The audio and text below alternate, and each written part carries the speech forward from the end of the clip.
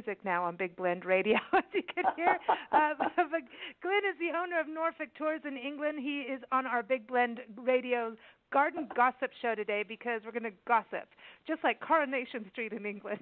But we're not going to talk about Coronation Street. We're going to talk about gorgeous gardens and magnificent mansions, I can say it straight, that you can visit in Norfolk and Suffolk, England. And Glynn has a great article about it with awesome photos. You can see it in the March-April issue of Big Blend Radio and TV magazine. But if you can't wait, just go to blendradioandtv.com and type in gardens or type in Glynn and you'll find it. But also, as a Big Blend expert contributor, Glynn's articles are on there. Just go to the expert department. You'll find everything. But the best thing is go to his website, norfolk-tours.co.uk, because if you want to have a garden tour and you want to go to all these mansions and cathedrals, or maybe you want to connect with your family history, he will customize your British vacation. There you go. That's right. Glynn, welcome back. How are you? Hi, I'm good, thanks. Are you? Oh, doing good. Hey, you sound better than the last week. Are you getting over the man flu now? I think so. I've had it since the 17th of December, so I think that's about time it had gone. Oh, yeah. That's good. That's good. Well, maybe it's because you've been going around to all these gorgeous gardens in England, and I have to tell you, it's good to get out. I know whenever we get sick, people want to just stay in bed. I always say go take a walk in nature. It's better. Oh, yes. Fresh air is the best cure for anything. Mm-hmm. Absolutely. And definitely, I know we're talking about going for a 1 hour walk, but walking is one of the best things for depression as well. Getting out in the fresh air, going for a walk in nature, breathing fresh air, thinking that actually it's great to be alive. And it does get you out of the doldrums, as we call it in England. So, yeah, just going for a walk is the best cure for most things, I think. Well, we do it pretty much every morning here. It's been cold lately. We like to watch the sunrise. But to me, when you go, and everyone hashtag 1 hour walk, go to our group on Facebook and hashtag it on Twitter and all that, Instagram, everywhere. We want to see your walks around the world. And when Glynn posts them, I'm like, oh, my gosh, look at all these flowers and these big mansions. But we walk every morning, and it really sets the mood of the day. You have this, you think it's meditative. Sometimes we discuss what's going on in business, and then we tell each other to hush and walk and look at the birds and the owls, and because we get a lot of owls out here, and it's I love owls.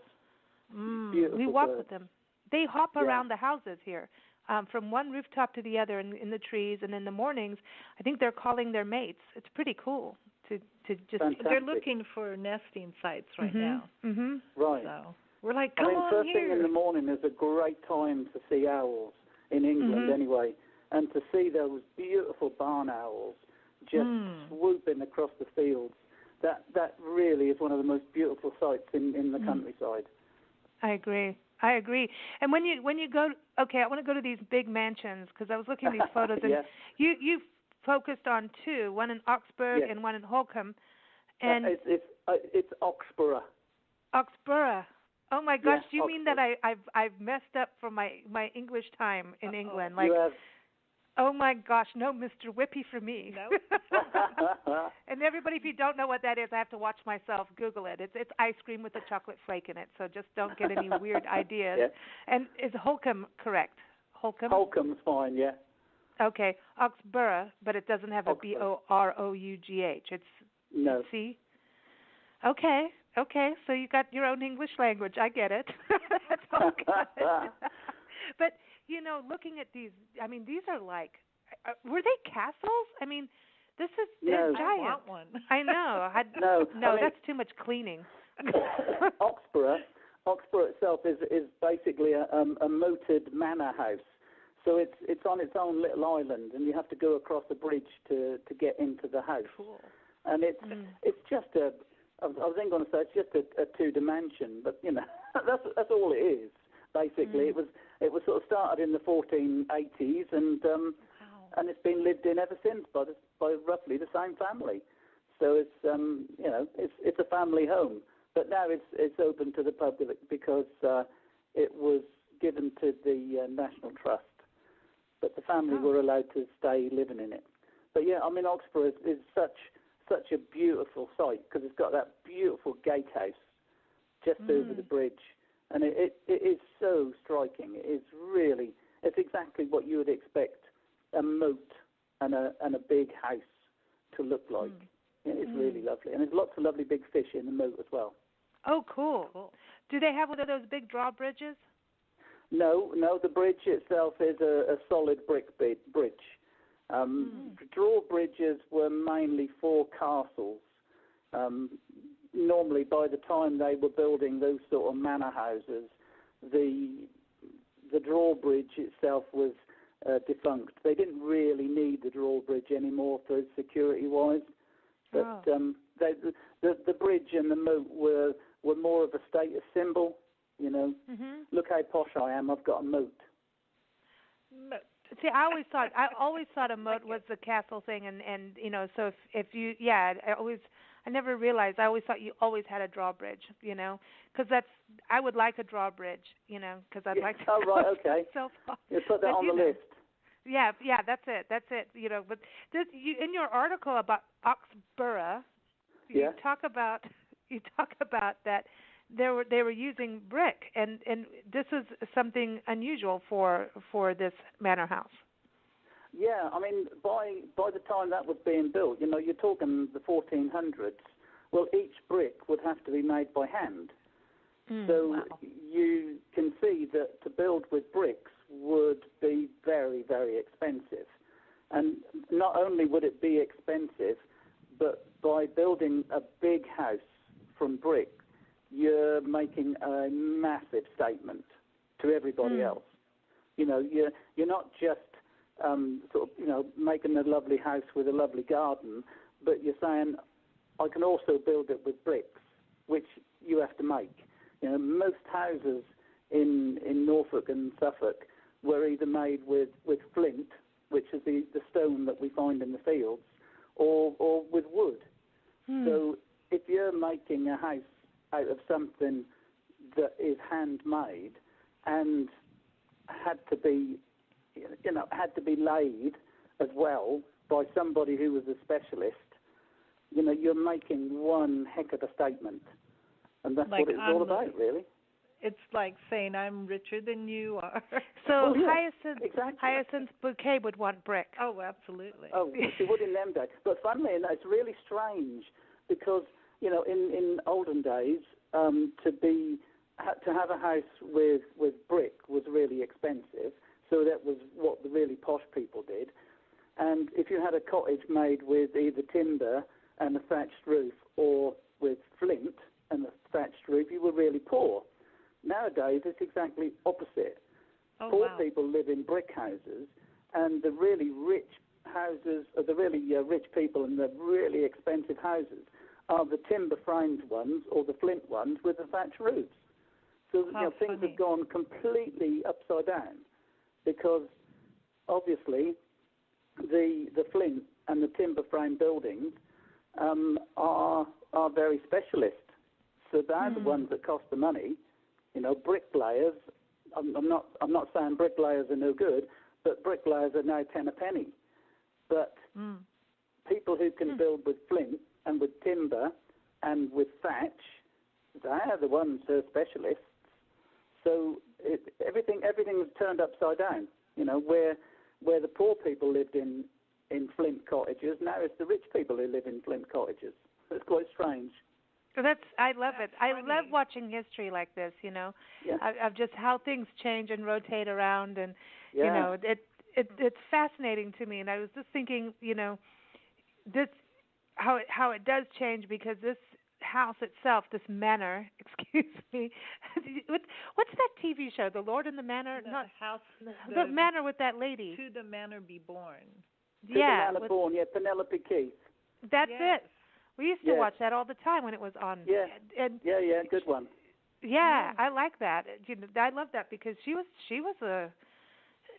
like, you know, I'll do it my way.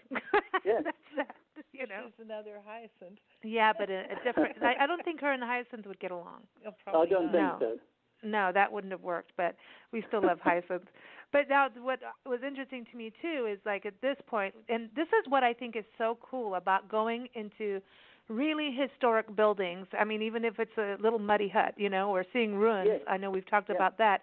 To these giant manors and seeing these gardens and how they live. And I think it's part of preservation for the garden too, because they've been there for so long. We've talked about ancient trees before, and what I thought was interesting is it brings in some of your religious history of England that we haven't tapped into very much. But apparently you can see a priest hole. Now, what is a priest hole? I've never heard of this. You've never heard of a priest hole? No. Wow. Well, in England, we had all the problems, didn't we, with Henry VIII and the Catholics and the Protestants, right. and basically, basically at this time, in the 1500s and the early 1600s, if you were the wrong side, either a Catholic or a Protestant, you couldn't celebrate openly. So you had to do things in secret. So basically, if you had a big house like this, you would have your own chapel. There would be a chapel with the house, as well as the church in the village. And a lot of these big houses had their own celebrant, so they had their own priest. Oh. And obviously, if they were Catholics, they weren't allowed to be. It was really, really, really, really bad. So basically what they had to do was they had to say, no, we're not really Catholics. And every time, anyone came to inspect the house to make sure they weren't Catholics, the priest had to be hidden up. And actually the priest hole, unless you knew it was there, you wouldn't have found it, because it's literally up a corner underneath what was a toilet. Obviously it weren't a toilet that flushed, and it weren't a toilet that went into the priest hole. Wow. But it was used as a toilet. The room that he went through the floor, and you can go into this little chamber, and that's where he would have had to go. Wow. And sometimes they would literally live in there, because that would be the only safe place they could be. Because if they came out, they would be thrown into prison. So that's where they get that terminology, holding up. He's holding up. I don't know about that. But in France, castles had a similar thing, but they weren't for priests. They were for people who they wanted to forget about. So you'd be sort of thrown in this little hole, more like a dungeon. And the French called them oubliettes, which is French for forget. Oublier. Oublier is the verb to forget. So the French call them oubliettes. But we had little priest holes, which were just specifically for priests. Wow. You see, you never know what's going to go on, what we're going to end up talking about on these shows with you, Glynn. It's fascinating. It is fascinating, because this is what I thought was so exciting. So now, on outside of the whole part of it, so now you're learning that history. You had a walled kitchen garden. So is that something that, I love that. I want a walled kitchen garden. What I find interesting is that Mexico does that. You go in, you could be in downtown Mexico City, and you can't see into the house at all. It's very, even I think Morocco and Egypt, they have that. You just see this big wall. You have no clue if on the other side, if they're rich, they're poor, or whatever. And they could have a swimming pool, but they have their garden like in a courtyard, and it's like, that is, to me, super cool, except for I want land everywhere. But that's how people even lived in the cities, having these walled gardens. But is it because of all the deer, do you think? Because there's a lot of deer out in that area. No? No. The whole idea with a walled garden was that it was laid out very, very strictly. It was looked after by a team of gardeners, and it was walled not only to sort of hide it up from everybody, but it was really walled in to protect the climate, so to speak. Because don't forget, in the Tudor times, we were having really, really harsh winters, and even, a normal winter would be really cold. So if you put a 7 or 8 foot wall around your garden, you're protecting it from the worst of the frost.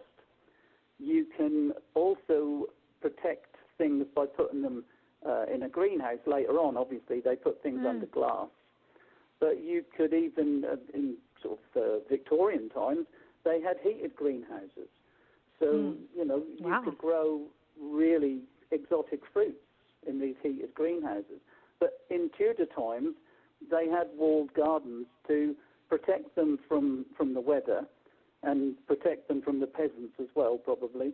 But a lot of it was to do with another status symbol where you could go and have a walk in your garden. So not only would you have the flower gardens, so you'd walk around the flower gardens, but you could walk around the walled garden and perhaps choose what you're going to have for your evening meal. I mean, this is what it's all about. I mean, talking about organic fruit and vegetables and things, this is exactly what they had. Not only was it organic, but it was as fresh as you could possibly ever want, because you always had fresh fruit and vegetables.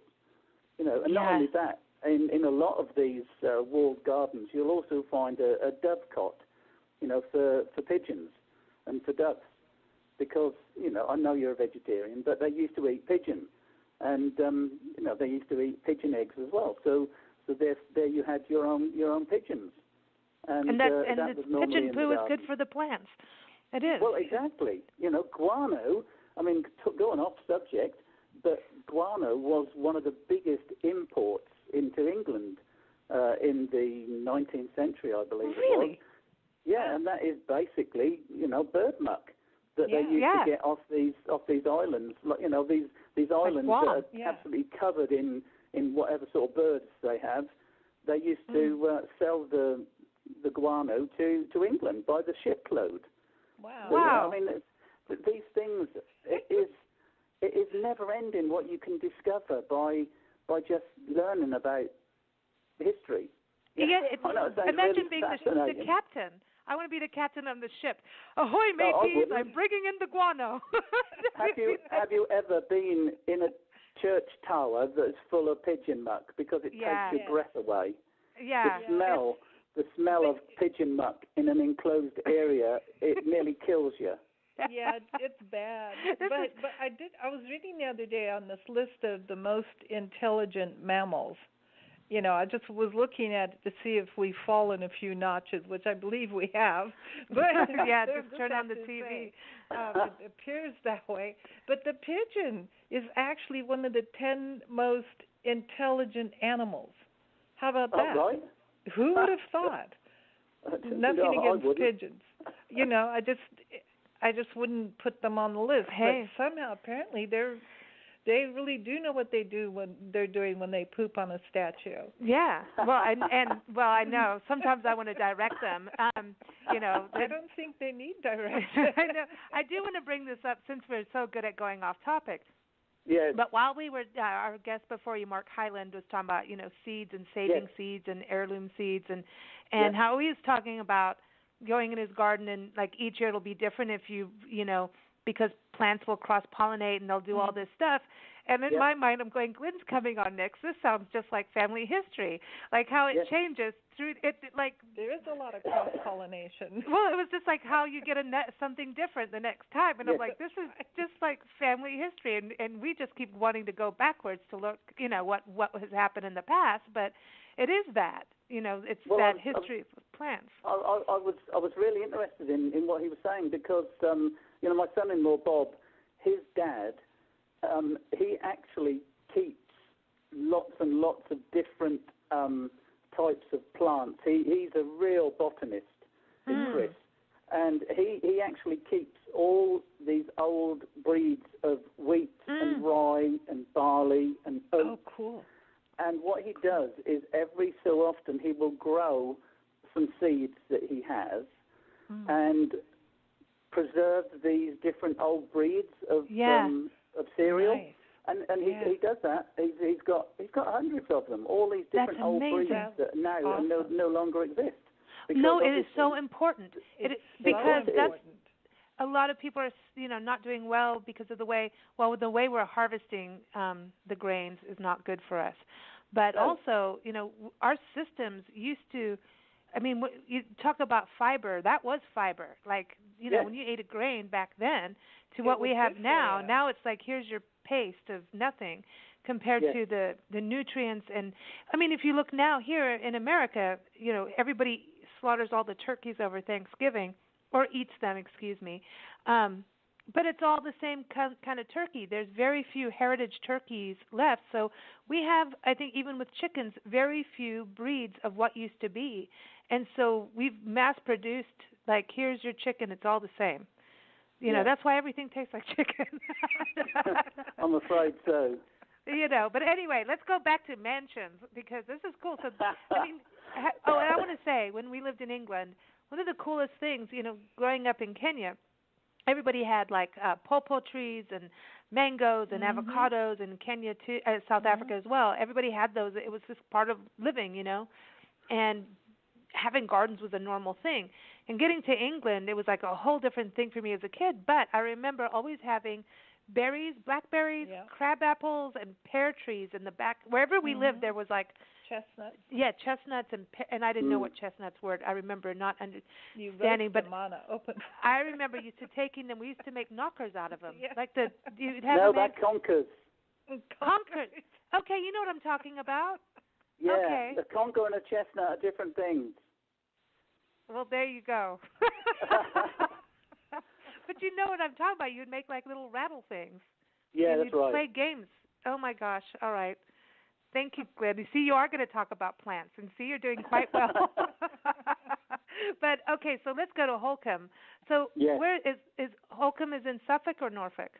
No, it's in Norfolk as well. Both of these houses are in Norfolk. Okay. And Holkham is a real mansion, as you've seen by the pictures.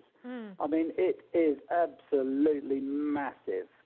It is something to be, well, you can't imagine people living in it because it's so big.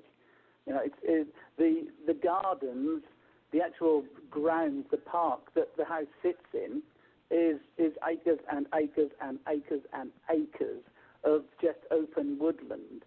And that's not even the farmland. The estate was one of the biggest estates in Norfolk. He owned most of Norfolk, it seemed at some times. But the house itself was built in the 1730s to the 1760s, so it took about 30 years to build. And it is absolutely magnificent. And what they did when they built the house was they moved the village, because the village was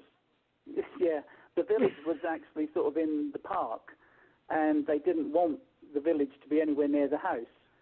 So they demolished the village and moved it out to where the gate is, where you come into the main park. So they built new houses for the for the workers. That happened quite a lot. Wow. Because, not being funny, if you were really, really rich and you wanted to build a lovely big new mansion, you wouldn't want smelly peasants in the front yard, would you? And I can honestly promise you that my ancestors in the 1730s were very smelly. So, basically they moved them all out of the way. This is insane. When I think about now, we still have that problem.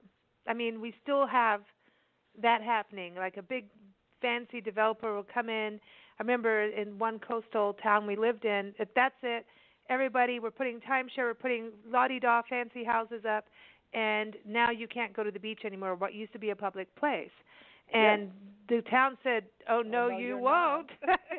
And I remember when we had our band and we'd go around and perform, all of a sudden it was just, I'd look around and I'd see one of those kind of people, and I'd just start going off, like, save the town, save the beach. It was like, who cares about the music? Save the beach. But we won, which was great.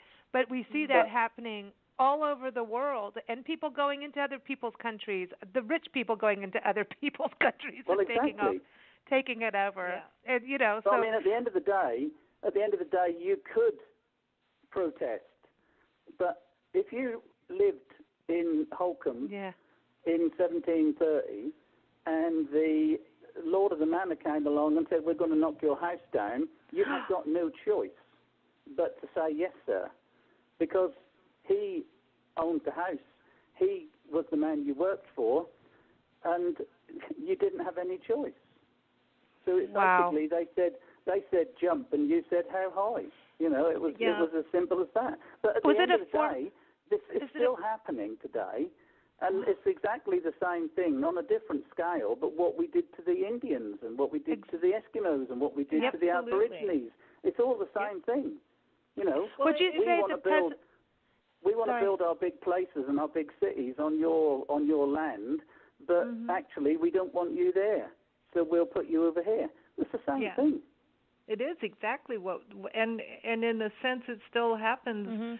When you look at these huge, rich corporations, well, we're going to drill oil right in your backyard. Yeah, we decided to drill right in front of your mansion on the coast here, and too bad for you. And we're richer than you are, even though you're rich. Well, that's what happened with the Keystone Pipeline, and also this pipeline going from the North Dakota Access Pipeline.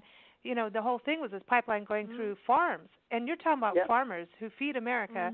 You're now going to, put toxins that could spill into their soil, into their water table.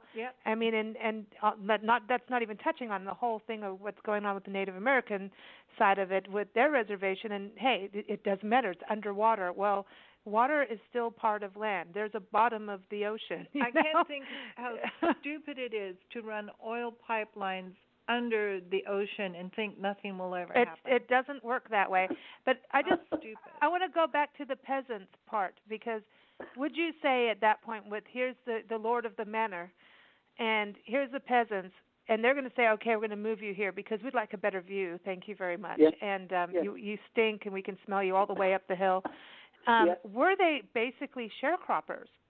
I mean, because over here, after slavery, when the slaves were freed, I mean, here now you'll get a job here, but you're basically working for us and getting nothing. It was like another form of slavery. It was horrible what happened, and sharecropping families are only now in that generation where it's no longer. But I think there's still some going in some places that you just don't see don't see it that much. We've interviewed about 2 or 3 sharecroppers now, or people who grew up in a sharecropping community as kids, and they're about. What's sharecropping? I don't understand. Sharecropping is when you basically are owned by the plantation or the farm, where they give you like this tiny house, or and your family like a 1-bedroom house, and you're renting the land, and then you have to pay part of it back to them. It's when the slaves were freed in this country, they really, they weren't allowed to really be educated, especially the women. So they really, it wasn't like they could just go get a job. It wasn't like they had money. So you're free, but, you had a whole lot of people standing around going, well, good, now what? It's not like they took them back to their real homes or gave them any money. It's just, okay, now you're free. So the people they were slaves to, they couldn't keep them as slaves in the traditional manner, so they turned around and they said, okay, we will now pay you for the work that you do, and you still have your home as it is, but now you will pay us rent, and we have a shop or a store on the land, and that's the only place that you can buy your groceries. So so they just traded out. So they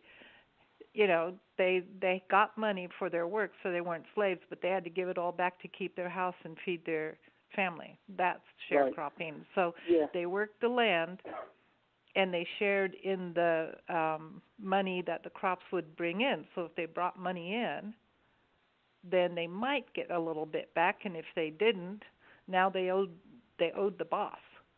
Yes. I mean, that sort of thing didn't really happen here. I mean, my ancestors were estate workers, most of them, and they lived in estate cottages. So they worked on the land for a wage. they paid rent to the landlord, which was generally speaking just a normal rent. You know, it weren't a highly expensive rent. But then they were free to do what they wanted with their money, and they also had the chance to grow their own fruit and vegetables in their own gardens, because all houses had big gardens. So it was not really as hard as that at all. Yeah. Although we did see that in the, I suppose that'd be in the 90s, when we first had a lot of European people coming over to England. We saw a lot of people who were working what we call over here the gang system, where they would bring in a gang of people, they would put them in really low quality accommodation, and they would take them out in a van or in a bus to do piecework, as we call it in England, which is, you know, you get paid so much per bucket of whatever, or you get paid for so much per 100 yards of field that you work. And then they would take them back home again, and they would feed them. But all of that came out of their wages, and they probably ended up with £2 or £3 a week. Yeah, so that was very, very similar. But I don't think that happens now. I think that was all outlawed. But that's only in the 1990s. I know people who were in that situation. Yeah. Wow. You know? I'm going to send you a link to Elvin Shields that we interviewed in Louisiana at his sharecropper. I'll send you that, because his story and his interview is just absolutely fascinating. And I'll send you that. But let's go back to Holkham, because here's this giant mansion. So they moved the village, but you said that they did have places.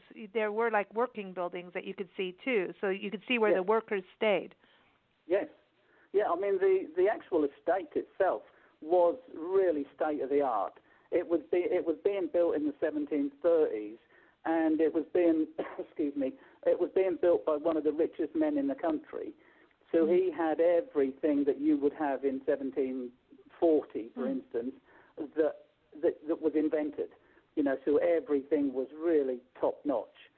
So you can see how farming developed. I mean, he was one of the big farming innovators as well. He had massive estates that spread over the entire county, and he was bringing in different ideas from abroad. Even in the early 1800s, the estate were bringing in people from South America to try and help them to grow different crops and things. It was very, very innovative. And although it was a different standard from the actual main house, the accommodation that his workers lived in was really, really very good. And in the 1860s, 1870s, they were building cottages that you know were really, really up to date, really well drained. They had outside toilets, which was quite good. You know, they had water pumps. You know, they had like 3 bedrooms, which was unheard of. You know, so they were building really, really good cottages for their workers, as well as looking after themselves. So that was a fantastic estate to work for. You know, so my ancestors, I think, were very fortunate, or that side of my family anyway, that they actually worked on that estate because they were well looked after by their landlord.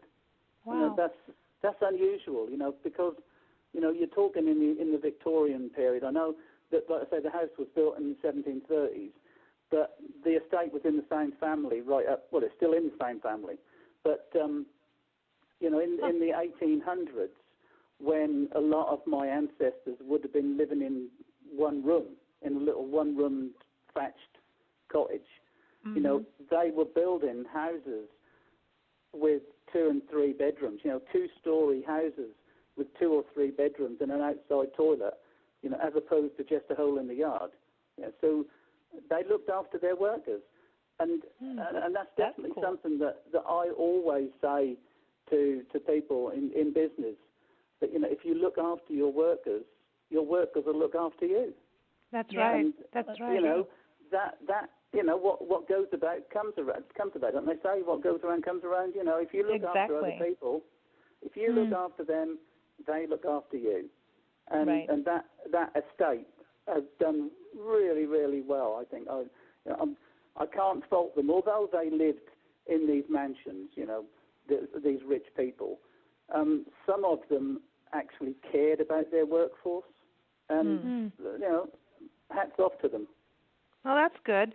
I mean, it's nice to hear. I mean, after moving a village, but I mean, it's kind of interesting too, because the one thing about history, I know we always talk about it, is that's how things were done back then, and now that we have different standards, or sometimes we do, I should say, then and that's the thing about history, is to have an understanding of what it was like back then, and then try not to make the same mistakes, or recognize when a mistake is being made in government.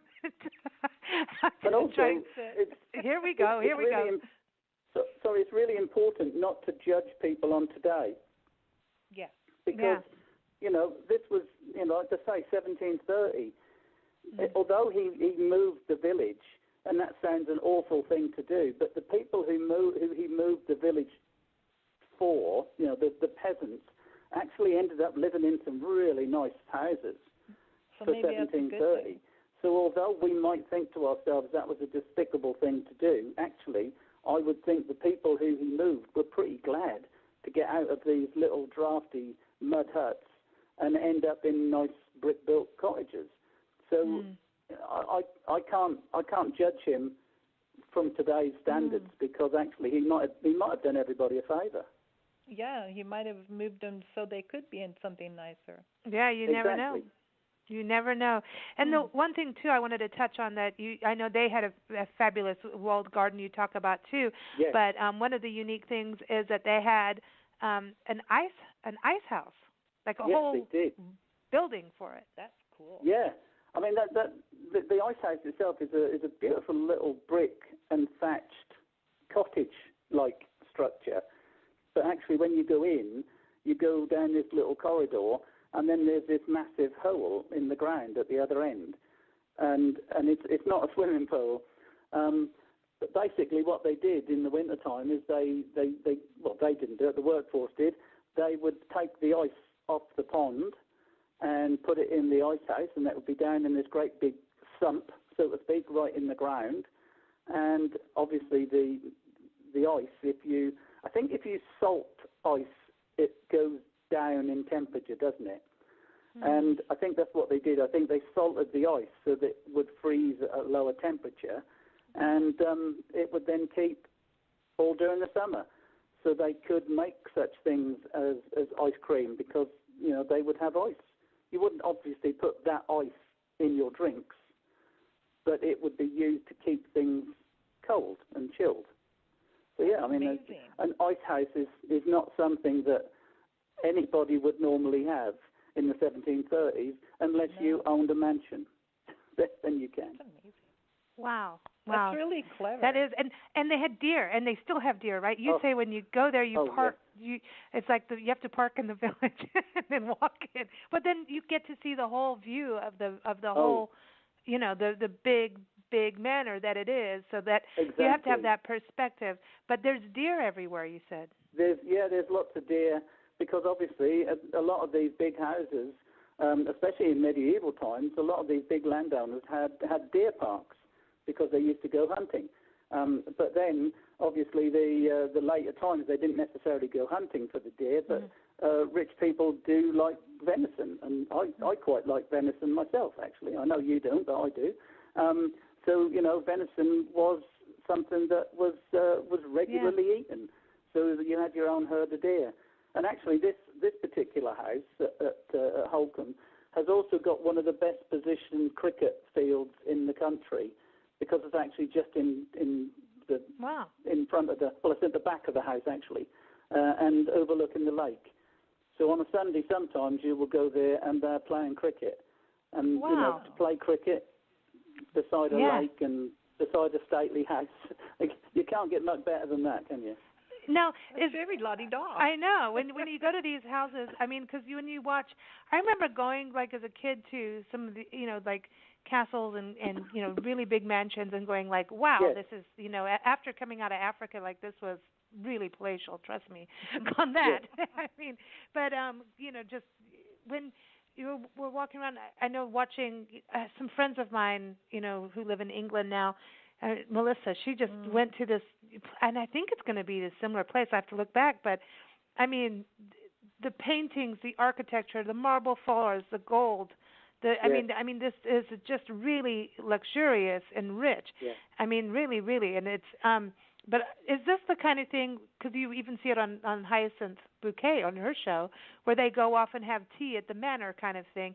So for visitors, is it like it's like a museum, right? Like a walking museum, but you can have tea. Oh yes, yeah. I mean, you can. There's obviously a tea shop because you can have tea there. I don't know whether it's possible to have tea with Lord Leicester himself. Possibly would be. I can't see why not. Some of these big houses now are offering to be able to have a cup of tea with the owner. But yeah, you go and have a look around the house. Not all of it is open to the public because the family still live there. But most of what we call staterooms, so the big rooms that were used for important functions. I mean, the marble hall. I think I sent a picture of that marble hall. I mean, and the staircase is absolutely magnificent. Wow. That would have cost, today's standard, absolute millions just to bring all that marble in from Italy. Oh yeah. That's pure extravagance. Yeah. And opulence. It really is the difference between them and us. Because the hallway, the entrance hall, was probably 20, 30 times bigger than the house that at that time my ancestors were living in. It's not 100 times bigger because, I mean, they're just massive. It's just the scale. And like you say, paintings, statues. This was the era of the Great Tour, so they would have went around Europe, bring things back from Europe as well. So yeah, it's just it really is mind blowing to walk around these places.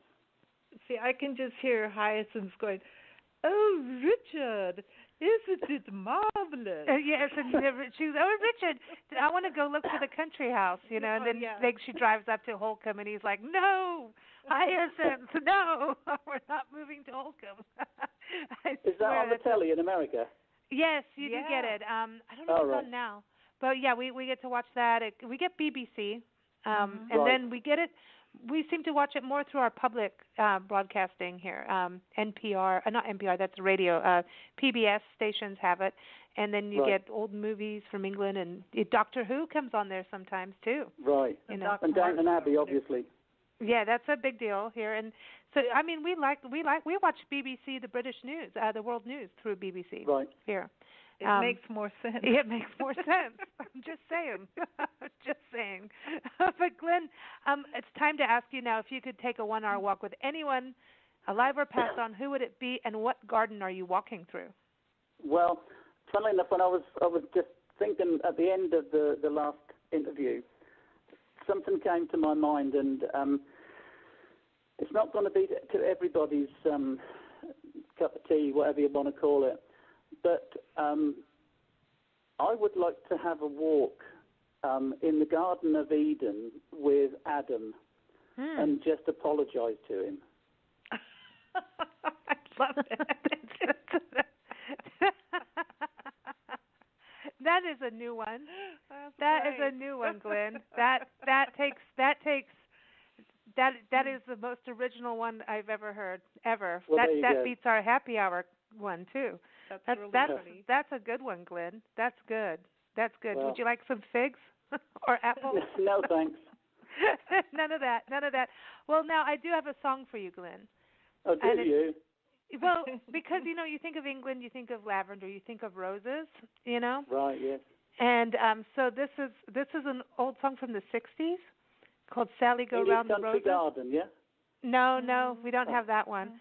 This is doesn't I know it doesn't go with the segment at all. But I just thought the roses, and it's fun. It's called "Sally Go Round the Roses." Do you remember that? Right. It was back in '63 or '69. I can't remember. That was recorded. But this is from our friends out here in Los Angeles, Everett Coast. So this is off of one of their EPs called the Shell Talmy Sessions, because they have that voice and that sound of then. So we're going to play that for you because it's got roses and it's fun. So completely different. But everybody, again, go to Glynn's website. It's norfolk-tours.co.uk. And also go to blendradioandtv.com. See him in our expert department, and you can see his articles there and also listen to his past interviews. And his article that's going to be in the March-April issue of Big Blend Radio and TV magazine is up there now, so you can go look at the photos and read more about these stately manners. My gosh, that's amazing, Glynn. Thank you so much. Okay. All right. Thanks a lot. Speak to you later. All right. You take care. Have a good night. And here it is. Sally, go around the roses. Bye, Glynn. Bye. Bye.